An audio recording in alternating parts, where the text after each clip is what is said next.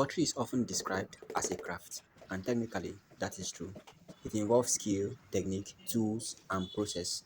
But the longer you spend working with clay, the more you begin to realize that pottery goes far beyond simply making objects with your hands. It becomes something even more deeper, something connected to history, emotion, discipline, identity, and human experience itself.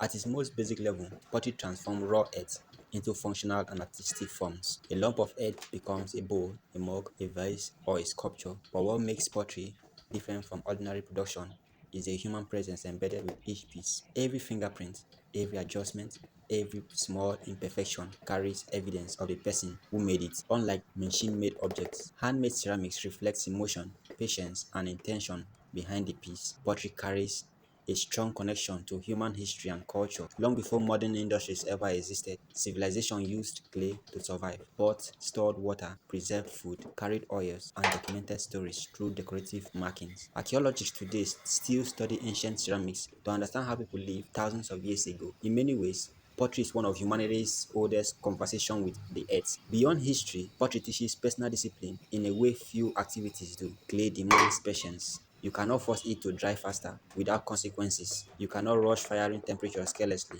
Every stage requires timing, observation, and understanding. The process trains consistency, focus, and emotional control. Over time, the potter begins changing alongside the clay. There is also a deeply emotional and psychological side to working with clay. Many people enter the studio carrying stress, noise, or mental exhaustion, but the repetitive rhythm of throwing, trimming, or shaping clay often creates calmness and clarity. Pottery slows the mind down. It encourages presence, the wheel spinning, the hands moving, the quiet concentration. These things create an experience that feels almost meditative. Pottery also teaches acceptance of imperfection.